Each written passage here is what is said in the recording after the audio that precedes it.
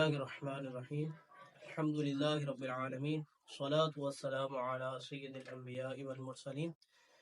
أما بعد فأعوذ بالله من الشيطان الرجيم. بسم الله الرحمن الرحيم.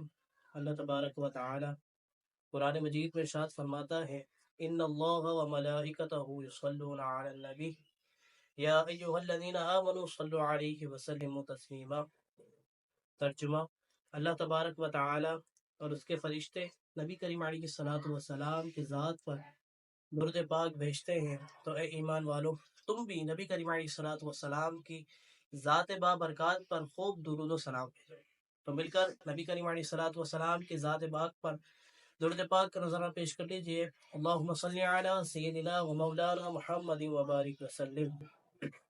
الحمدللہ ہمارا ہفتہ وار درس قرآن جاری و ساری ہے، اور آج انشاءاللہ ہم قرآن پاک کے سورہ بقرہ کی 75 آیت سے 80 آیت تک انشاءاللہ تفسیر اور اس کا ترجمہ سماعت کرنے کی سعادت حاصل کریں گے. دعا اللہ تبارک و تعالی سے ہمیں حق اور سچ بیان کرنے کی توفیق عطا فرمائے. اللہ تبارک و تعالی قرآن مجید میں ارشاد فرماتا ہے وَإِذَا لَقُوا الَّذِينَ آمَنُوا قَالُوا آمَنَّا وَإِذَا خَلَا بَعْضُهُمْ إِلَى بَعْضٍ قَالُوا وَتُحَدِّثُونَهُمْ بِمَا فَتَحَ اللَّهُ عَلَيْكُمْ لِيُحَاجُّوكُمْ بِهِ عِندَ رَبِّكُمْ أَفَلَا تَعْقِلُونَ أَوَلَا يَعْلَمُونَ أَنَّ اللَّهَ يَعْلَمُ مَا يُسِرُّونَ وَمَا يُعْلِنُونَ وَمِنْهُمْ أُمِّيُّونَ لَا يَعْلَمُونَ الْكِتَابَ إِلَّا أَمَانِيَّ وَإِنْ هُمْ إِلَّا يَظُنُّونَ فَوَيْلٌ لِّلَّذِينَ يَكْتُبُونَ الْكِتَابَ بِأَيْدِيهِمْ ثُمَّ يَقُولُونَ هَٰذَا مِنْ عِندِ اللَّهِ لِيَشْتَرُوا بِهِ ثَمَنًا قَلِيلًا فَوَيْلٌ لَّهُم مِّمَّا كَتَبَتْ أَيْدِيهِمْ وَوَيْلٌ لَّهُم مِّمَّا يَكْسِبُونَ. وَقَالُوا لَن تَمَسَّنَا النَّارُ إِلَّا أَيَّامًا مَّعْدُودَةً قُلْ أَتَّخَذْتُمْ عِندَ اللَّهِ عَهْدًا فَلَن يُخْلِفَ اللَّهُ عَهْدَهُ أَن تَقُولُونَ عَلَى اللَّهِ مَا لَا تَعْلَمُونَ.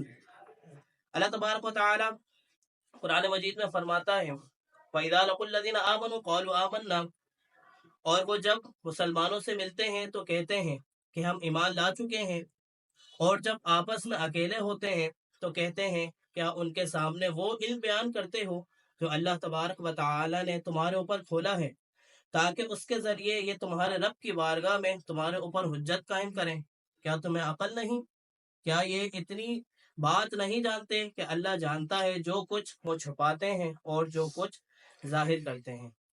اس آیت مبارکہ کی تفسیر میں حضرت عبداللہ بن عباس رضی اللہ تعالیٰ عنہ فرماتے ہیں یہودی منافق جب صحابہ کرام علیہم رضوان سے ملتے تو ان سے کہتے کہ جس پر تم ایمان لائے اس پر ہم بھی ایمان لائے، تم حق پر ہو اور تمہارے آقا محمد مصطفیٰ صلی اللہ علیہ وسلم سچے ہیں، ان کا قول حق ہے. ہم ان کی تعریف اور وصف اپنی کتاب توریت میں پاتے ہیں، اور جب یہ اپنے سرداروں کے پاس جاتے تو وہ ان منافقوں کو ملامت کرتے ہوئے کہتے کیا تم مسلمانوں کے سامنے ان کے آقا محمد مصطفیٰ صلی اللہ علیہ وسلم کے بارے میں وہ باتیں بیان کرتے ہو جو اللہ تبارک و تعالی نے تمہاری کتاب میں بیان فرمائی ہیں، تاکہ وہ اس کے ذریعے دنیا اور آخرت میں تمہارے اوپر حجت قائم کر دیں کہ جب ہمارے آقا محمد مصطفیٰ صلی اللہ علیہ وسلم کا نبی برحق ہونا تمہاری کتابوں میں موجود ہے تو تم نے ان کی پیروی کیوں نہ کی؟ کیا تمہیں عقل نہیں کہ تمہیں یہ کام نہیں کرنا چاہیے؟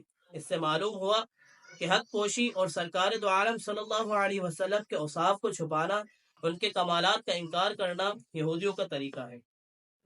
تو اس آیت مبارکہ کی تفسیر میں آپ نے دیکھا کہ یہودی جو تھے وہ جب صحابہ کرام علیہ السلام سے ملتے، صحابہ کرام علیہ رضوان سے ملتے تو ان سے تو نبی کریم علیہ الصلوۃ والسلام کے نبی برحق ہونے کا اقرار کرتے اور کہتے کہ تمہارے نبی سچے ہیں اور ان کا قول بھی سچا ہے، اور وہ اللہ تبارک و تعالیٰ کے آخری نبی ہیں اور وہ سچے ہیں.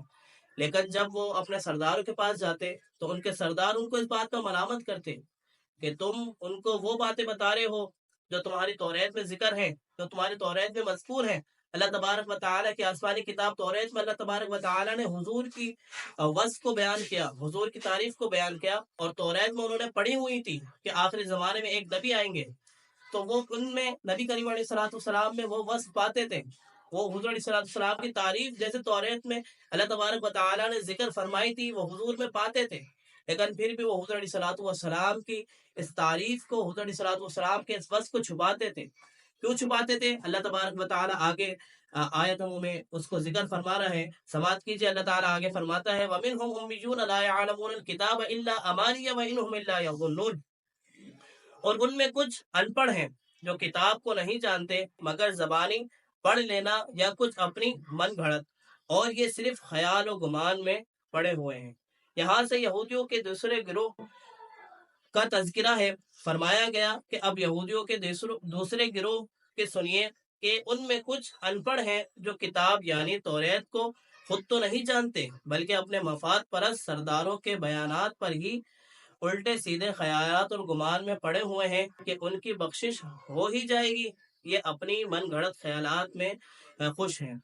تو کچھ یہودی وہ تھے جو توریت کو پڑھتے تھے اور اس کو سمجھتے تھے، لیکن کچھ یہودی وہ تھے جو زبانی تو توریت کو پڑھتے تھے لیکن اس کو سمجھتے نہیں تھے، اور کچھ وہ تھے جو اپنی طرف سے من گھڑت جو ہے وہ بنا لیا کرتے تھے. تو ان کے بارے میں اللہ تبارک و تعالی یہاں پر فرما رہا ہے کہ وہ اپنے من گھڑت خیالات میں یہ سوچتے ہیں کہ اللہ تبارک و تعالی ان کو بخش دے گا، لیکن در حقیقت حال یہ ہے کہ وہ اللہ تبارک و تعالی کے سچے نبی کریم علیہ الصلوۃ والسلام پر ایمان نہیں لاتے اور ان کو جھٹلاتے ہیں. آگے اسی مفہوم کو آگے اور اللہ تبارک و تعالی نے بیان کیا. سماعت کیجیے، آگے اللہ تعالی فرماتا ہے فَوَيْلٌ لِّلَّذِينَ يَكْتُبُونَ الْكِتَابَ بِأَيْدِيهِمْ ثُمَّ يَقُولُونَ هَٰذَا مِنْ عِندِ اللَّهِ لِيَشْتَرُوا بِهِ ثَمَنًا قَلِيلًا فَوَيْلٌ لَّهُم مِّمَّا كَتَبَتْ أَيْدِيهِمْ وَوَيْلٌ لَّهُم مِّمَّا يَكْسِبُونَ. تو بربادی ہے ان لوگوں کے لیے جو اپنے ہاتھوں سے کتاب لکھتے ہیں پھر کہتے ہیں یہ خدا کی طرف سے ہے کہ اس کے بدلے میں تھوڑی سی قیمت حاصل کر لیں. تو ان لوگوں کے لیے ان کے ہاتھ سے لکھے ہوئے کی وجہ سے ہلاکت ہے، ان کے لیے ان کی کمائی کی وجہ سے تباہی و بربادی ہے. جب سرکار دو عالم صلی اللہ علیہ وسلم مدینہ شریف تشریف لائے تو علماء توریت اور سرداران توریت کو کبھی اندیشہ ہو گیا کہ ان کی روزی جاتی رہے گی اور سرداری مٹ جائے گی، کیونکہ توریت میں حضور پر نور صلی اللہ علیہ وسلم کا حلیہ اور اوصاف مذکور ہیں. جب لوگ حضور علیہ الصلوۃ والسلام کو اس کے مطابق پائیں گے تو فوراً ایمان لے آئیں گے اور اپنے علماء اور سرداروں کو چھوڑ دیں گے. اس اندیشے سے انہوں نے توریت میں تحریف و تغیر کر دی، یعنی توریت کی باتوں کو بدل دیا اور حضور علیہ الصلوۃ والسلام کے حلیہ شریف کو بدل کر مثلا یوں کہا کہ توریت میں ذکر تھا کہ نبی کریم علیہ الصلوۃ والسلام خوبصورت ہیں اور خوبصورت بالوں والے ہیں، آنکھیں سرمگی ہیں، قد درمیانہ ہے. اس کو مٹا کر انہوں نے یہ بتایا کہ وہ بہت دراز قد ہیں، آنکھیں کنچی نیلی ہیں، بال الجھے ہوئے ہیں. یہی عوام کو سناتے اور یہی کتاب الہی کا مضمون بتاتے اور سمجھتے کہ لوگ حضور نبی کریم علیہ الصلوۃ والسلام کو اس کے برخلاف پائیں گے تو آپ صلی اللہ علیہ وسلم پر ایمان نہیں لائیں گے بلکہ ہمارے گرویدہ رہیں گے اور ہماری کمائی میں فرق نہ آئے گا. اس پر فرمایا گیا کہ بربادی ہے ان لوگوں کے لیے جو اپنے ہاتھوں سے توریت میں من گھڑت باتیں لکھتے ہیں اور پھر کہتے ہیں کہ یہ بھی خدا عز و جل کی طرف سے ہے، اور یہ اللہ تبارک و تعالیٰ کی کتاب میں تحریف صرف اس لیے کرتے ہیں کہ ان کے بدلنے میں تھوڑی سی قیمت حاصل کر لیں. تو ان لوگوں کے لیے ان کے ہاتھوں کے لکھے ہوئے کی وجہ سے اور ان کی کمائی کی وجہ سے تباہی و بربادی ہے. تو آپ نے اس میں سماعت کیا کہ توریت میں حضور علیہ الصلوۃ والسلام کے اوصاف ذکر تھے، جیسے کہ پیچھے آیت میں بھی ذکر ہوا کہ نبی کریم علیہ الصلوۃ والسلام کا حلیہ مبارک بھی توریت میں ذکر تھا، اور وصف حضور علیہ الصلوۃ والسلام کے تعریف حضور علیہ الصلوۃ والسلام کی توریت میں اللہ تبارک و تعالی نے ذکر فرمائی تھی. لیکن جو توریت جاننے والے علماء تھے اور سرداران تھے یہودی، انہوں نے یہ گمان کیا کہ نبی کریم علیہ الصلوۃ والسلام کے اگر یہ اوصاف یہودی پا لیں گے اور دیکھ لیں گے، سمجھ لیں گے اس کو، تو پھر حضور علیہ الصلوۃ والسلام پر ایمان لے آئیں گے. تو اس سے کیا ہوگا کہ ہماری سرداری بھی جاتی رہے گی اور ہمارے مالدار جو آ رہے ہیں، ہمارے پاس جو مال آ رہا ہے وہ بھی ہمارے پاس پھر نہیں آئے گا، لوگ ہمیں چھوڑ دیں گے. تو اس وجہ سے انہوں نے توریت کو بدل دیا. جو نبی کریم علیہ الصلوۃ والسلام کے وصف وہاں پر ذکر تھے تو اس کو بدل دیا. تو یہاں سے ہمیں یہ بھی بات معلوم ہوتی ہے، آج بھی کچھ لوگ ایسے ہیں جو نبی کریم علیہ الصلوۃ والسلام کے وصف، حضور علیہ الصلوۃ والسلام کے کمالات کو بدلنے میں لگے ہوئے ہوتے ہیں. کہتے ہیں کہ نبی کریم علیہ الصلوۃ والسلام کو اللہ نے کیا اختیار دیا ہے، بس حضور کو اتنا ہی اختیار دیا ہے جیسے عام بندے کو دیا ہے. کہتے ہیں حضور کی اتنی ہی تعظیم کرو جتنی بس ایک عام بندے کی تعظیم کرتے ہو. تو یاد رکھیے یہ طریقہ یہود و نصارہ کا ہے. وہ یہود و نصارہ حضور علیہ الصلوۃ والسلام کے بارے میں ایسا کہا کرتے تھے. آج کے کچھ نام نہاد مسلمان بھی حضور علیہ الصلوۃ والسلام کے بارے میں اس طریقے سے ہی کہتے ہیں. آگے اللہ تبارک و تعالی ارشاد فرماتا ہے وَقَالُوا لَن تَمَسَّنَا النَّارُ إِلَّا أَيَّامًا مَّعْدُودَةً قُلْ أَتَّخَذْتُمْ عِندَ اللَّهِ عَهْدًا فَلَن يُخْلِفَ اللَّهُ عَهْدَهُ أَمْ تَقُولُونَ عَلَى اللَّهِ مَا لَا تَعْلَمُونَ. اور بولے ہمیں تو آگ ہرگز نہ چھوئے گی مگر گنتی کے چند دن. اے حبیب تم فرما دو کیا تم نے خدا سے کوئی وعدہ لیا ہوا ہے؟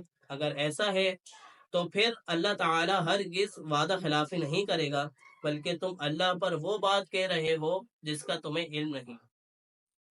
حضرت عبداللہ بن عباس رضی اللہ تعالی عنہ سے مروی ہے کہ یہودی کہتے ہیں کہ وہ دوزخ میں ہرگز داخل نہیں ہوں گے مگر صرف اتنی مدت کے لیے جتنے عرصے ان کے آباء و اجداد نے بچھڑے کو پوجا تھا.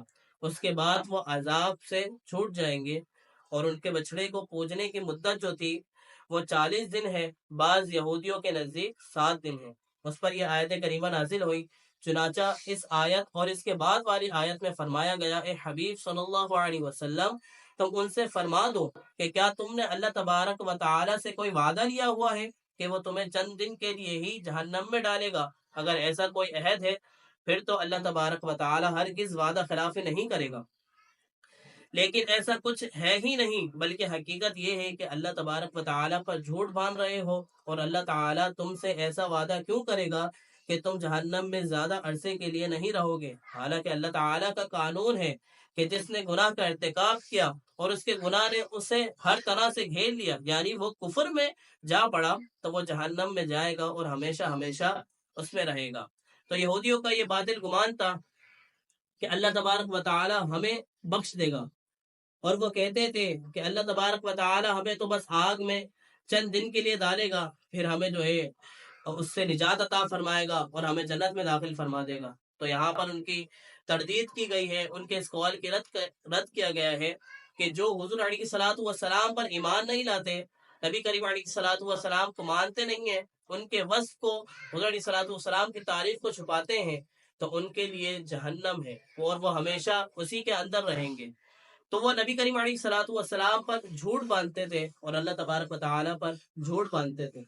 تو یہاں سے ہمیں یہ بھی بات ایک سیکھنے کو ملتی ہے کہ آج ہمارے مسلمان بھی کچھ ایسے ہیں جو نہ انجانے میں نبی کریم علیہ الصلوۃ والسلام پر جھوٹ باندھ رہے ہوتے ہیں. کچھ بات کا صحیح سے معلوم نہیں ہوتا کہ نبی کریم علیہ الصلوۃ والسلام نے یہ بات بیان فرمائی ہے یا نہیں فرمائی لیکن وہ اپنے گمان کے مطابق کہہ رہے ہوتے ہیں کہ نبی کریم علیہ الصلوۃ والسلام نے یہ فرمایا نبی کریم علیہ الصلوۃ والسلام نے یہ فرمایا اس بارے میں حضور علیہ الصلوۃ والسلام کا یہ حکم ہے یا شریعت کا یہ حکم ہے. اس طریقے سے ہمارے لوگ حکم لگا رہے ہوتے ہیں نہ انجانے میں اور وہ اپنے گمان کے مطابق بات کر رہے ہوتے ہیں. تو یاد رکھیے نبی کریم علیہ الصلوۃ والسلام کا فرمان ہے مسلم شریف میں روایت ہے نبی کریم علیہ الصلوۃ والسلام نے فرمایا من کذب علی متعمدا فلیتبوأ مقعدہ من النار. جس نے مجھ پر جان بوجھ کر جھوٹ بانا تو اس کو چاہیے کہ وہ اپنا ٹھکانہ جہنم میں بنا لے او کما قال علیہ السلام. تو دیکھیں کہ جو لوگ ایسا کرتے ہیں کہ نبی کریم علیہ الصلوۃ والسلام پر کوئی بات بولتے ہیں نبی کریم علیہ الصلوۃ والسلام کی نسبت کرتے ہوئے کہہ رہے ہوتے ہیں کہ یہ حدیث میں یہ آیا ہے اس حدیث میں یہ آیا ہے جبکہ ان کو اس بارے میں صحیح معلوم نہیں ہوتا. تو اس سے بچنا چاہیے کہ احادیث پاک میں اس کی بڑی تردید آئی ہے. جب صحابہ کرام علیہم رضوان نبی کریم علیہ الصلوۃ والسلام سے کوئی حدیث بیان کرتے تو اس کے اندر بہت محتاط ہو کر بیان کرتے.